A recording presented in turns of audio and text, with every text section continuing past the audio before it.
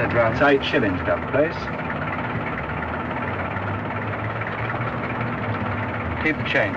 Oh, thank you very much, sir.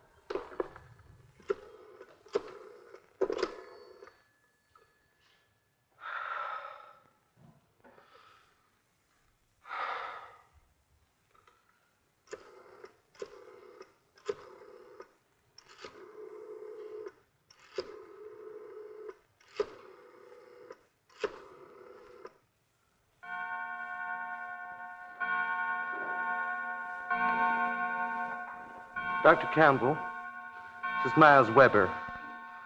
Can you come around right away? Yes. Mr. Fleming is dead.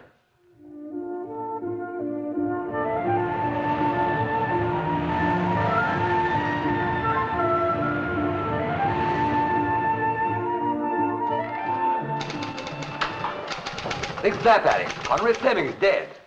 No. Damn sudden, isn't it? Yes, yes. They found it this morning at this place in Kensington.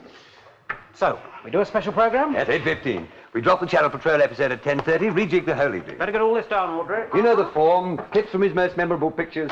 Tributes from people that have worked with him. Stars, directors, producers. Yes, I know. I always get lumbered. The graveyard half hour. Wendell Crafts in town. He directed a lot of Fleming's earlier stuff in Hollywood. Frank Donovan worked with him. Get hold of them. Then there's Mari Fenton. She was his leading lady in that last epic. Oh, Heaven's Clear Road. Philip Street, he was in that. Yes, but he's not that big. He's not a star. Oh, maybe all right. Studio 9? Yes, they're fixing the close-up set for you now. I've called Nick Barkley. He's on his way in. Now, what else? Who else can we get? Hey, Greg, I'd like somebody who isn't a star or a big wheel, just for a change, a dresser or a makeup man or something. Oh, yes. Miles Weber. Fleming's secretary come valet, what have you. He's been with him donkey's years. There was an article in Cinema Life. Got a Fleming fan here, all right. Well, I'll leave it to you, Frank, Eric. I can't believe he's dead. Now, Greg, how did he die? I want to know, Jeff. There's been no official announcement. Probably a heart attack. Well, I'd say he died between 6 and 7 this morning. Certainly poison. A metallic poison. Will that be quick acting? Depends on the dose. I'll tell you more after the post-mortem. It's going to be difficult, though, because there are complications.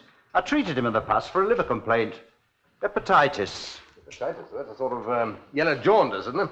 Well, yes. Well, he was well over the worst of it, I'm certain of that. But it could have some effect on the action of the poison. Well, if it was in liquid form, we haven't found anything he could have drunk it from. Would he have had time to wash up a cup or a glass and put it away before he died? Depends on the dose now he took it. Could have been in solid form. Tablets or a capsule. We haven't found any sort of medicine bottle or container either. Maybe he chucked it in the fire. There isn't one. This place is centrally heated. Oh, aye. Well, how about dustbins? They were emptied at 8 o'clock this morning. 6 unfortunate coppers from Kensington Police Station are now raking through several tons of rubbish down at the corporation rubbish dump. They'll love you. Did he leave any note? We haven't found one. Oh, some pretty puzzling points here. Well, I suggest you have one of your lab assistants come over and check the kitchen. Aye, and this bar here, too. I wouldn't let anyone touch a thing till you do. You wouldn't? Perhaps you and I ought to swap jobs. You wouldn't take mine. Well, the sooner I get him on the table, the sooner I'll do a bit more. All right, you can take him now. Right, I've finished with him.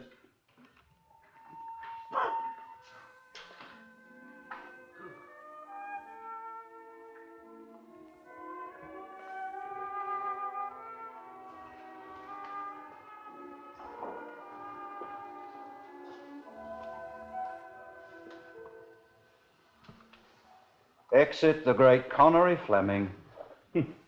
I remember him, must be 30 years ago now, in one of his first big westerns. Seems daft, but as a young one, I used to go about trying to walk and talk like him in Bolton. Can you imagine that? Oh, certainly I can. Well, he was a big star for several generations, one of the few that lasted. Let's have your report as soon as possible, Doctor. Right. Now, Inspector, please don't say not while I'm on duty. It's only tea. Don't worry, I won't, especially if we're going to miss lunch. Milk and sugar, sir. No, thank you very much. Not until I know where the poison came from. Mr. Weber, you say you were Fleming's secretary for how long? 18 years. Well, it would have been next month. Thanks. If I may say so, the term secretary embraces a wide variety of duties. I was at various times dresser, driver, housekeeper, and chess opponent as required. And nurse? You haven't been too fit lately, I believe. We had a disorder of the liver. Was it serious? No. No, inconvenient. He wasn't supposed to touch alcohol. Is this all right, Superintendent? Yeah, carry on. Well, sometimes in company he would forget, or he'd just say the hell with it, and then he'd suffer. I see. He was never a heavy drinker. Don't think that. I mean, keeping fit was very important to him. Now, considering all the years you've known him, you don't seem to be very upset, Mr. Weber. I don't happen to be an emotional person, Superintendent. No, all the same, there must have been something of a shock. Yes, indeed. Something of a shock. What time did you get back here this morning? 9 a.m. precisely. I've told you twice, and your inspector here has got it written down in his notebook. Yes, I know. You also said that you found him alone in the house. Yes. You sure you didn't have any appointments? Nobody would have come here to see him while you were away. I'm quite sure. But as I said before, anybody might have called or gotten invited over. At 6 or 7 in the morning? Oh, any time. He often started his day at 5 a.m. Sometimes he'd sit up all night, reading or talking if anyone should happen to drop in. Between 6 and 7 in the morning, is that when he died? As far as the doctor can say so far, yes. The French windows were unlocked when I got back this morning. Yes, I've checked that, so they weren't bolted. Anybody could have opened from the outside and walked straight in. What do fingerprints say? Nothing on the door, sir. But the rest of the place has got more dabs than the bannisters at Piccadilly Tube Station. Mr. Weber says Fleming was careless about locking up. Well, it never occurred to him. I always saw to it. Have you got Mr. Weber's statement then? Yes, I have. He left Edinburgh in a first-class reserve sleeper at 11 p.m., got off the train at King's Cross at about 7:30 a.m., went into the buffet, spent half an hour over breakfast, then took a taxi here, and I've got his description of the taxi driver. I see. Did Fleming often send you off on trips like that? No, only occasionally. I'd gone to Edinburgh to see a play. There was a young actor in it that Mr. Fleming was particularly interested in. See, if he'd gone himself, well, the kid would have been thrown, shattered by nerves. Was Mr. Fleming considering him for a part? Oh, yes. Yes, he had the rights to this. It's the story of Lord Lovat, the Scottish Jacobite leader. There were several excellent parts. How old was Fleming? Well, now, that all depends. He kept changing his date of birth. Yes, but you must have some idea. Well, all I can tell you, sir, is that Connery Fleming started working in movies before the industry had even learned to talk. You just have to work it out for yourself. Perhaps you can give me a less complicated answer to the next question. And when you last saw him alive, before you went off to Edinburgh yesterday morning, did he seem to be depressed or worried? Was he behaving unusually? No, not at all. No, he was sitting up in bed, smoking a cigar, drinking a pint of banana yogurt, and reading T.S. Eliot aloud. Perfectly normal behavior for him, I can assure you. See what it is, honey. Kensington 7255. Yes, who's speaking, please? Right. Some television people, so they want to speak to Mr. Weber about a special program they're doing on Fleming tonight. All right. Oh, thank you. Miles Weber. Good afternoon. Let's see. Well, Harry, we'll have to treat this as murder, but there's very little to go on so far. Well, the neighbors may have seen or heard something, sir. I'll put a man onto that. The widow should be here fairly soon. It's a bit hard. It's Anya Komeda, isn't it? Ah, she's a wonderful actress. Where's she coming from? Rome. She's acting in a film out there. She caught the 10 o'clock plane, so she should be here within the hour or two. She's either his third or fourth wife. I'm not sure which. Anyway, they've been married a couple of years. Right, Harry. Well, look, you get back to the hour, will you? See if Prince will come up with anything, and you might check his statement while you're about it. Yes. Well, I can but ask, Mr. Barton. Surely. I'll call you back.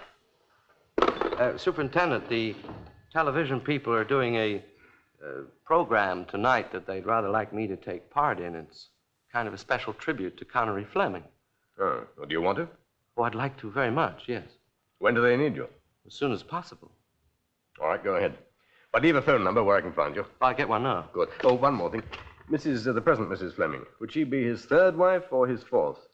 Oh, the third, sir. Some newspapers say the fourth, but you'll notice they're inaccurate in other details. I see.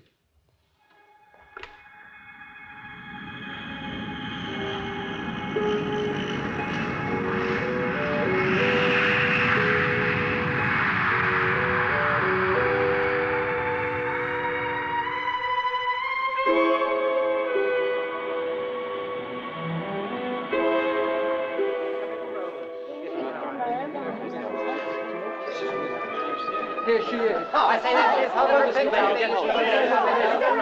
Now, excuse me, please. Ladies and gentlemen of the press, not now, for Pete's sake. No interviews now, please. It's Philip Street. Here, turn around, Mr. Street. She's upset once, she's upset him. Mr. Street.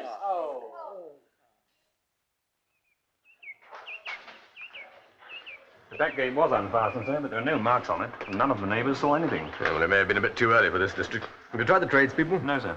Well, find out who delivers things here first thing in the morning, you know, like milk, newspapers, post, and so on. They may have seen something. Right, sir. Good. Oh, Superintendent, I suppose this is all right, isn't it? Oh, it should be. Everything's been tested now. And yeah?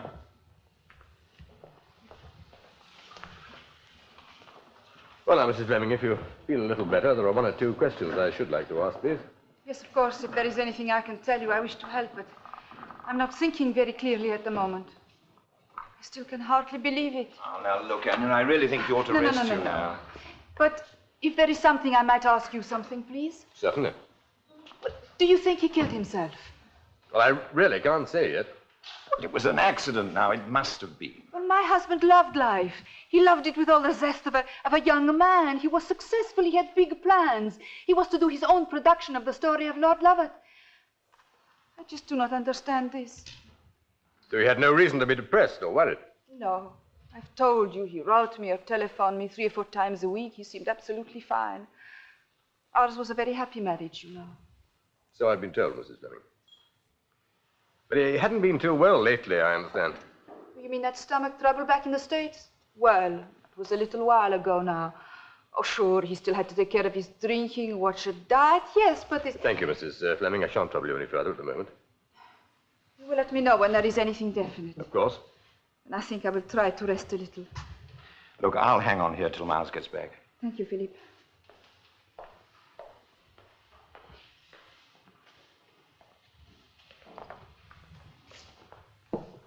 You know Mrs. Fleming long? I met them both in Hollywood last year. How did you know which plane she'd be arriving on? I heard of Conrad's death over the radio, so I put a call through to Rome. I know, thank you. Just as well I went, you know. There was no one there to meet her. I think at least Miles ought to have gone. Well, he was with me. Where is he now? He's taking part in some special television program about Mr. Fleming. Well, just about due to start. All right, I'll switch it on for you. Thank you. Where do you live, Mr. Street? Railton Court? Were you there last night? Yes. Alone? I live alone, Superintendent. Heaven's Clear Road, that's a good picture, you know. That took a lot of money. I love you, Maggie. That's why I gotta leave you now. Don't you see? That's why.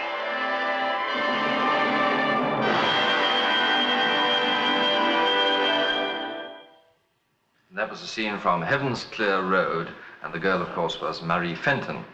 Another memorable Connery Fleming picture, and it was produced and directed, as so many of his were, by Wendell Kraft. Mr. Kraft, this was the last picture on which you worked with Fleming, is it? Yes, sir. Yes, sir, I believe it was. Was it successful? Sure, sure. All Con's pictures were successful. Everybody loved him. Yeah. This is a great personal loss for me. I imagine... It's hard to believe that he's gone. I imagine that through the years in Hollywood, you must have got to know him extremely well. Yes, sure. We were very close, Con and me. He was a wonderful guy. A giant.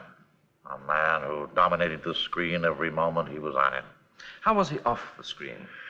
Well, now altogether different. That's the strange thing. Now here's this big man with this unique talent for stillness in his acting, yet in his private life he's rushing around all the time, busting with energy. He can't hardly sit still for a minute.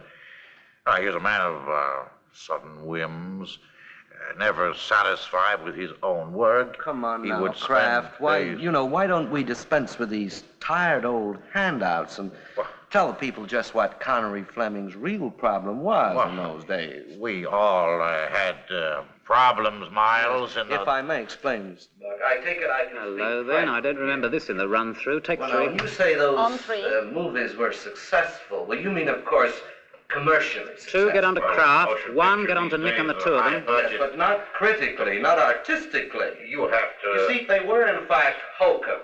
Oh, very good hokum, professionally prepared and packaged, but nonetheless, hokum. Now, you just hold on. There's a minute, Miles. One. I don't figure That's that's a personal opinion. Yes, well, it certainly was Connery Fleming's opinion. I mean, he was aware of his own limitations, but he knew he could do a damn sight better than that. He gave some And all very this, what was fine it you said, restlessness and rushing about and sudden whims? Well, all this was, in fact, part of a determined effort on his part to get out of that 7-year contract that you fast-talked him into. All right, three. Well, he had some violent rows with the studio bosses. I hope Nick breaks this up. You don't make much of it. We've come a long way from the point. Yes, well, you see, the point is, Mr. Barker, that the whole affair more or less finished Mr. Kraft in Hollywood. No, that's true. Well, you haven't done a damn thing of any importance since. And you, excuse me, you have been calling up Connery Fleming over here, trying to get one of his independent productions to direct. Mr. We Is can't that why have you this. did it, Kraft? Because he turned you down, even though you came over the house last night and spent half the night pleading and arguing? Is that why you murdered him, Kraft? Two, get to your caption quick. Fade studio sound, cue music.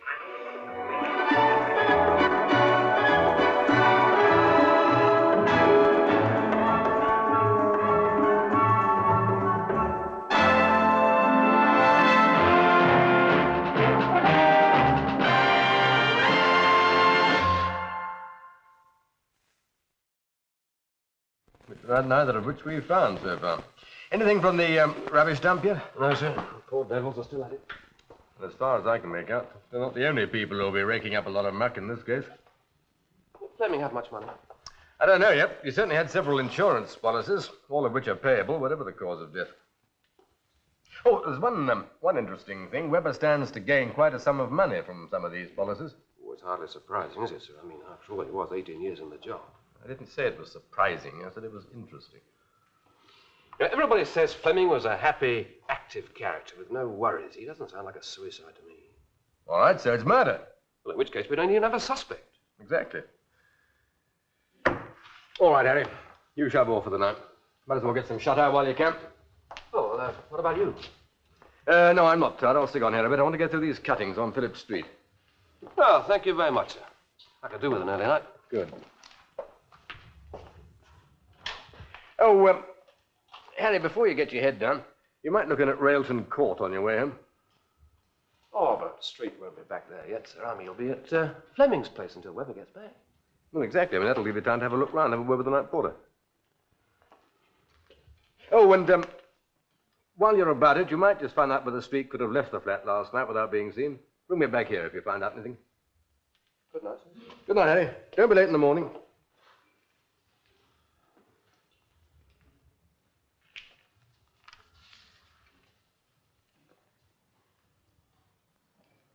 Just good friends. Yeah, like me and the commissioner. It's a load of rubbish.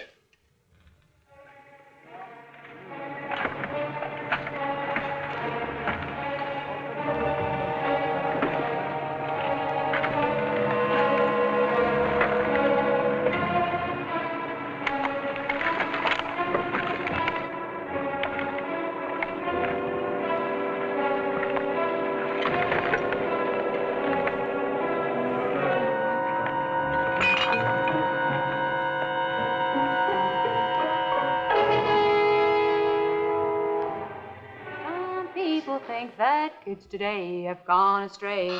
Oh, crumbs. Just a minute, darling. Hang about. Some people think that... Philip, is that you?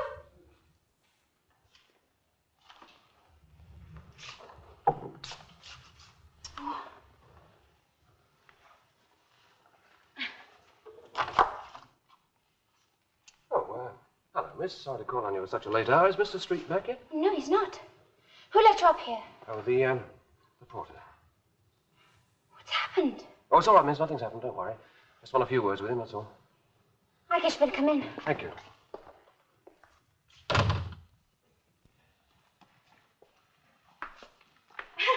thought it was him, you know, forgotten his key or something. Oh, is he absent-minded type, is he? No, not normally. Thank you.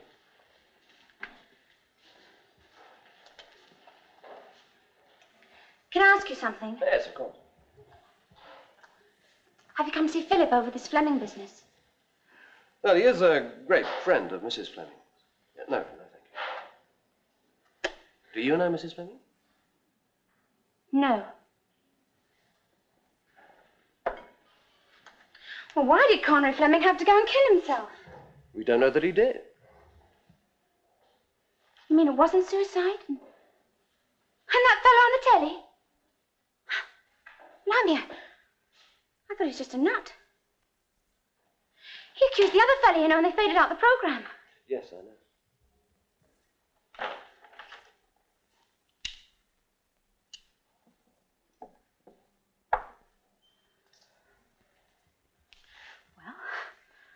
Was there anything in it? Well, Mr. Kraft, the other fellow is in the clear. It could have been murder. It's not been definitely established yet. Well, why is this Kraft in the clear then? Well, he gave us a satisfactory account of his movements during the hours that matter. Last night and early this morning? Yes, that's right. Philip hasn't. Is that it? Is that why you're here? I wonder, would you mind telling me your name, miss? It's Vicky Preston. Oh, Miss Preston, you in show business? I'm a dancer, you know, Sonny Miller's group. Are you engaged to Mr. Street? I don't think I have to answer that question. What's going on? Who's this? Inspector Baxter, New Scotland Yard. Oh. And what right have you got to come barging in here? Well, he didn't ring up from the hall. No, of course not. That's typical, isn't it? Police-style gamesmanship. When you eh? stop making stupid remarks, I'd like to remind you we're conducting an inquiry into the circumstances of a man's death. Yes? Well, let me tell you something, friend. I could die a death here, too. Professionally?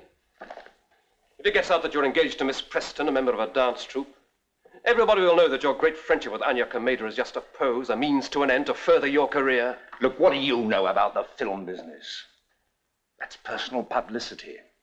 It's all part of a carefully planned campaign. It's what one has to do to create a public image. And it works, too. Because every time I appear in public with some garrulous Oscar-winning bag or teenage sex symbol, it's good publicity for me. People think that because I go out with stars, I'm a star myself. And I will be, too, you know, before much longer. Connery Fleming had the production rights to the Lord Lovat book. That's a great part in that for me. Anna Comida could be a big help. Provided your engagement to Miss Preston remains a secret. Vicky understands. Ask her. She knows at this stage of my career, I can't afford to have my name linked with hers. It would be suicide for me. Actually, suicide for both of us. Because, you see, the funny thing is that not one of these celebrated and glamorous females has really attracted me. Not like Vicky. And when I achieve what I have set out to achieve, the campaign's over. We can be married. But you do see, Inspector, now it simply must not come out. You do understand that, don't you? Is that why you told my chief you were here alone last night? No, it wasn't. But if you want to know, this time I was thinking of Vicky.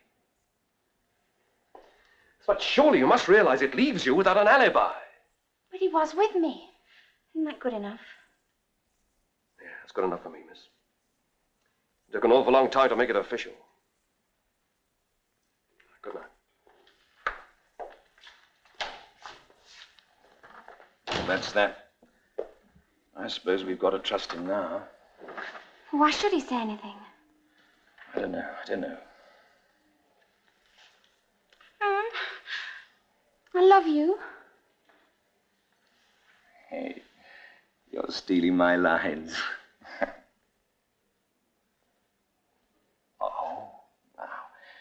Well, what are you thinking about to make you look so serious?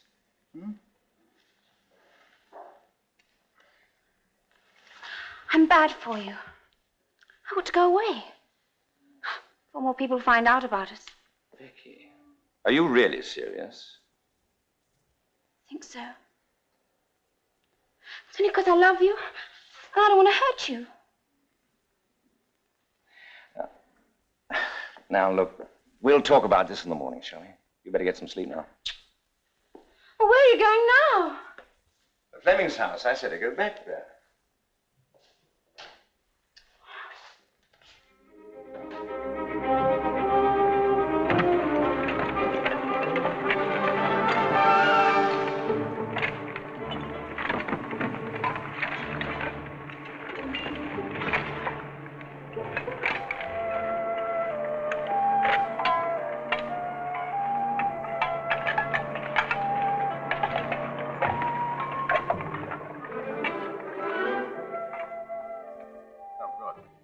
Thank you very much. I'll be along right away.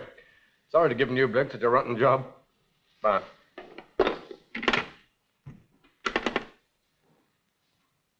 Switchboard? Oh, Lockhart here. Inspector Baxter will be phoning in a few minutes.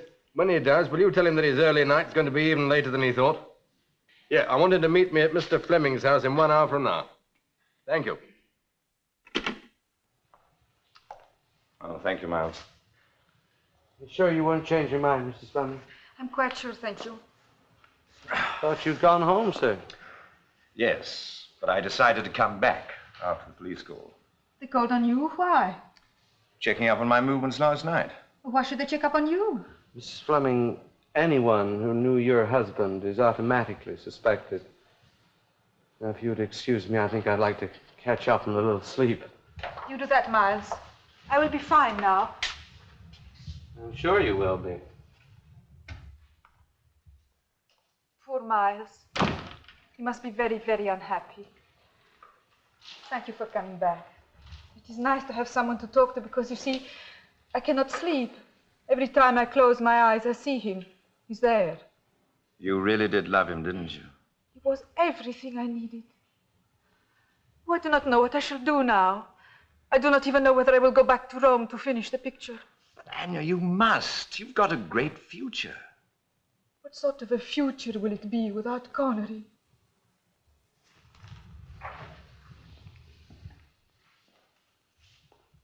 Oh, I'm sorry, Philip. I'm being silly. No, you're not being silly. You're just saying that you'd give up everything to be with someone you love. You understand? Yes, I do. I came back here tonight to tell you something. You sound very serious. Yes, I am. You see, until tonight, I thought the only quick way to the top was by getting the right kind of publicity. The whole thing was a cold-blooded campaign. Yes, I know. Yes. But part of the campaign was to keep someone I love in the background. Yes, she's a dancer. Well, I've not mentioned her before because I didn't want people to know about us in case it affected my career. But tonight, after the policeman had gone, she was afraid the news about us might get out, so she said she was going away. But she must not go. She won't. Good. And as soon as I can, I'm going to marry her. I came here to tell you just that. And I'm the first one to know? You are? Good, I'm glad. I hope you will be very happy. I think I have something for you. Please, do not go away. I will not be long.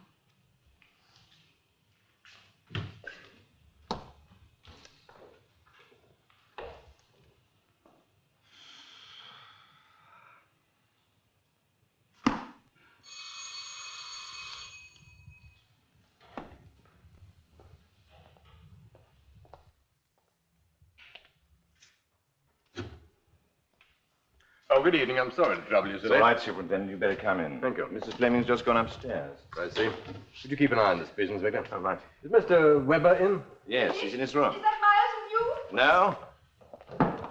Oh, thank goodness you have come back, Mr. Lockhart. Oh, what's wrong? I will tell you why my husband was murdered. All my jewelry has been stolen. Heavens, no. You sure about this? Yes, I have just been to the safe. It is all gone. £20,000 worth. All gone.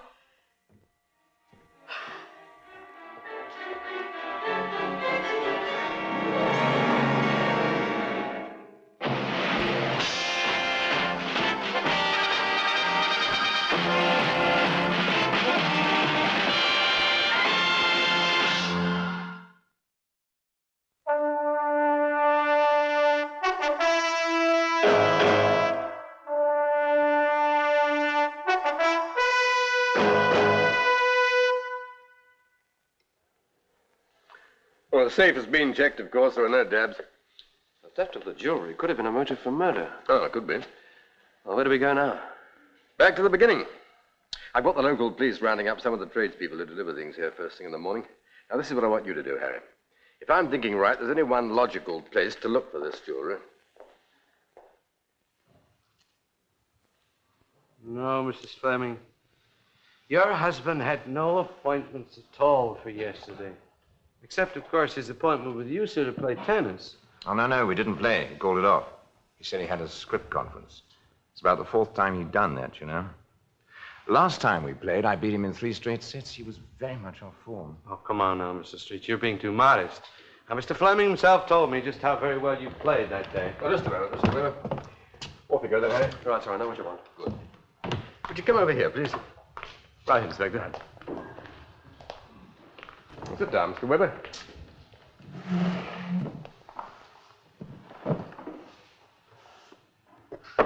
Now then. Have you seen this before? Yes.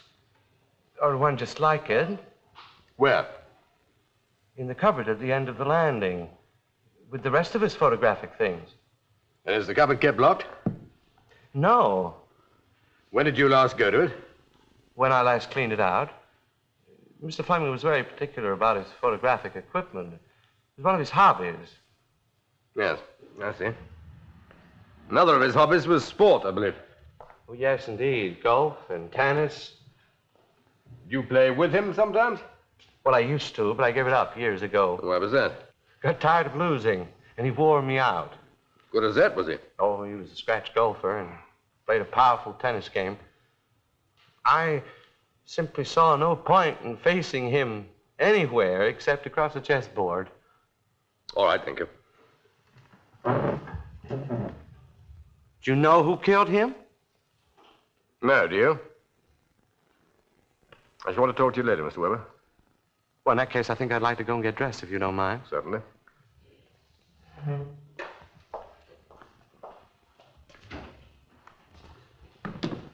That bit about Fleming being a great athlete seems a bit out of date to me. I heard Mr. Street telling Weber that Fleming has been cancelling all his games lately. Really? I see, thank you. Mrs. Fleming, how much did you say your jewelry was worth? Oh, it is insured for over £20,000. I have some papers upstairs about it. Is there a description of it? Yes. Shall I get it for you? No, not just now, thank you. When did you last see the jewelry? A few weeks ago, before I go to Rome. It was fine then. I suppose I should have looked in the safe earlier today, but I was not interested in papers, in jewelry when I came back. Why did you go to the safe just now? It was a small thing. Philip had just told me about his engagement. I was the first to know. And I wanted to give him something I wanted to give you for your wife-to-be. Otherwise, you wouldn't have gone to the safe tonight? No. I see. Well, now, could I see the description, please? Yes, I will go and get it for you. Yes, I'll come with you. I want to have a word with you.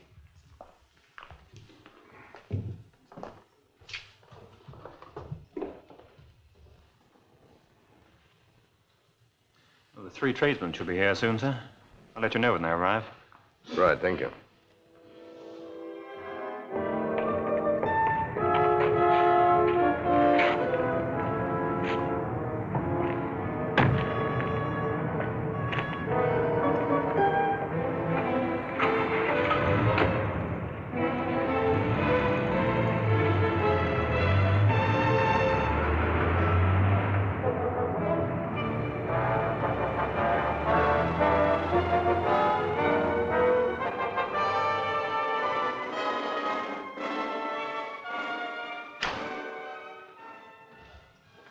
They're all here now, sir.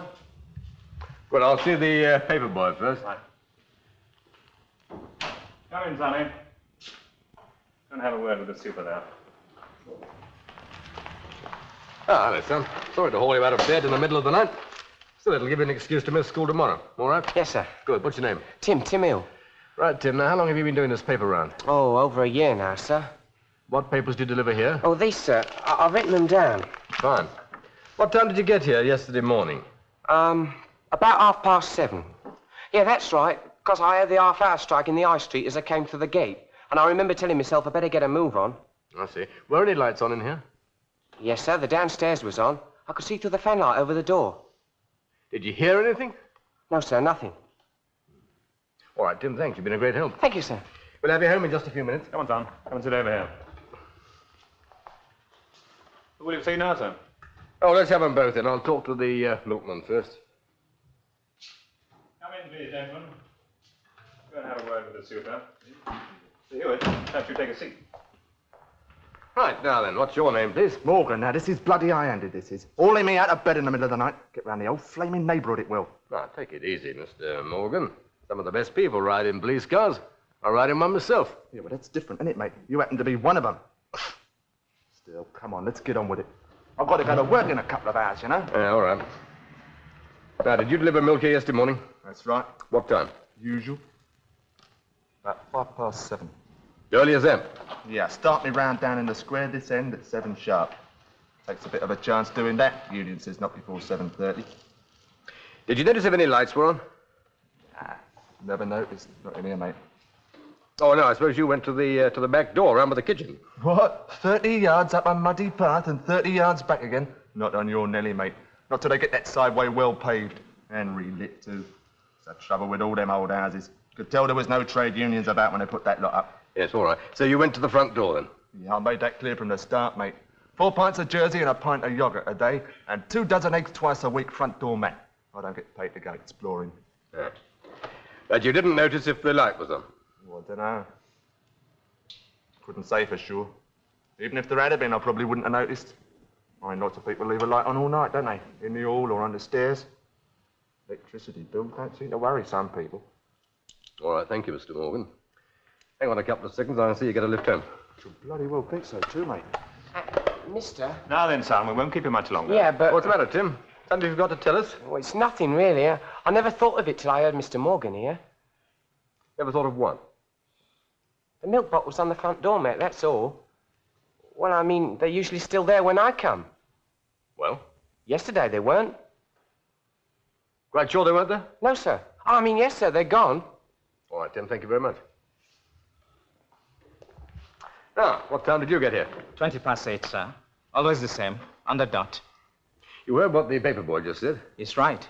The bottles had been taken in. I know, because I always go real careful here. Once I stepped on a bag of eggs, Left any old how right on the middle of the mat. I see. Now, of course, it was broad daylight when you got here, so I don't suppose you noticed if there was a light on. Matter of fact, I did notice, sir. There definitely wasn't a light on. See what that is, will you, Inspector? Right. You're quite sure about the light? Quite, sir. Because I had a big square envelope that was too big for the box. If there had been a light on, I'd have rung the bell. But it was all in darkness. So I folded the envelope down the middle and pushed it through. Fine, thank you very much. Well, you were right, sir, on both counts. Good. I've got the jewelry here. Oh, better still. Fine. Inspector, would you arrange transport for these gentlemen? Oh, and let me borrow your notebook. Oh, of course, sir. Thank you. I'm afraid we could not find the papers. No, we searched it. Well, it doesn't matter now. We shan't need the description. Would you come over here, please? Now then, do you recognize these? Yes, these are mine. All of them. How did you recover them so quickly? Well, it wasn't very far away. Have you found the thief? Yes, I think I know who took them. All right, Mrs. Fleming, thank you. Shan't trouble you any more for the moment. So, you recovered the jewelry. You recognize it? Well, Mrs. Fleming did. That's surely more to the point. Why did you take it? You're joking, Superintendent. You think so? But why accuse me? Harry, will you read out the inspector's notes, please?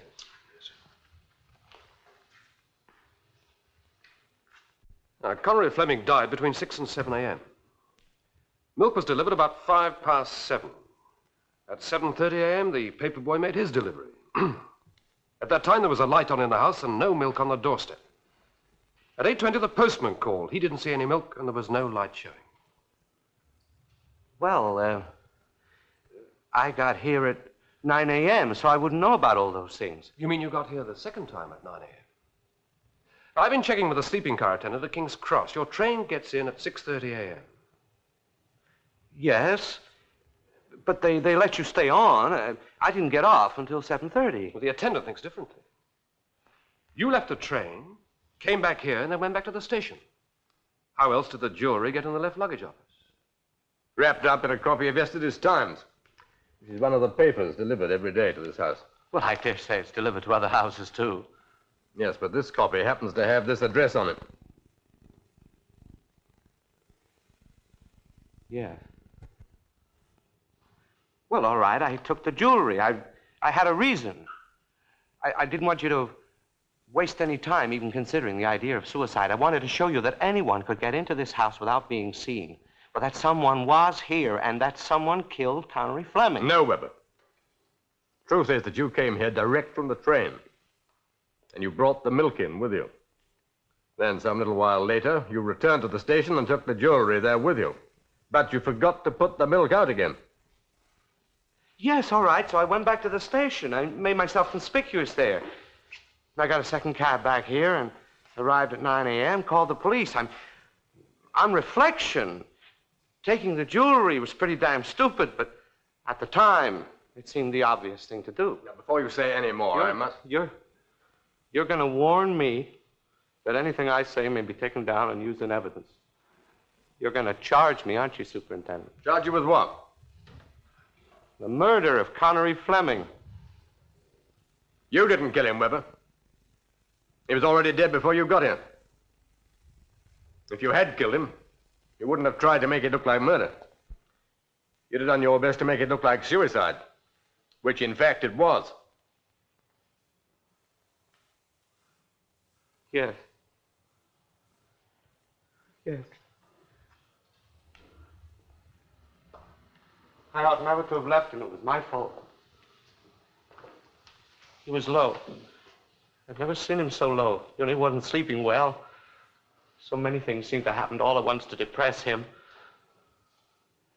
The truth is, he suddenly found himself an old and a sick man. And he did leave a note, didn't he?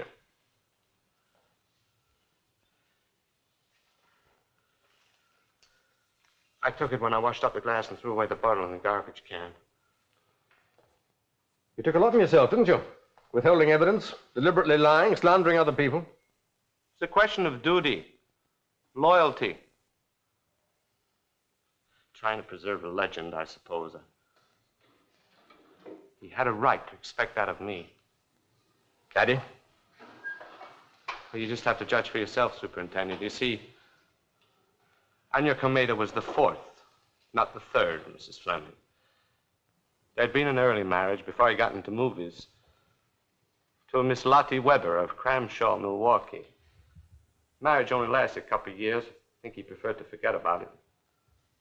He sent her money. Weber? Yeah. My mother. She died in 1944. That was the year I was invalided out of the Army. I never even knew who my father was until he sent for me. I don't know why he did. I suppose he felt guilty about my mother. I don't know. Anyway, there we were, two complete strangers. And yet he wanted me with him. And right from the start, it worked out. It worked out just fine. See, all I wanted was an open verdict. Anything to save my father from this shame. Well, Mr. Weber, in this country, a suicide verdict usually contains a certain phrase which is intended to give some comfort, while the balance of the mind was disturbed. And I must ask you to come down to Scotland Yard. I want a full statement from you. I suppose there will be some sort of charge, you mean? I'm afraid so. After all, you have interfered in a police inquiry. Well, that's not as bad as... A murder charge? I wonder.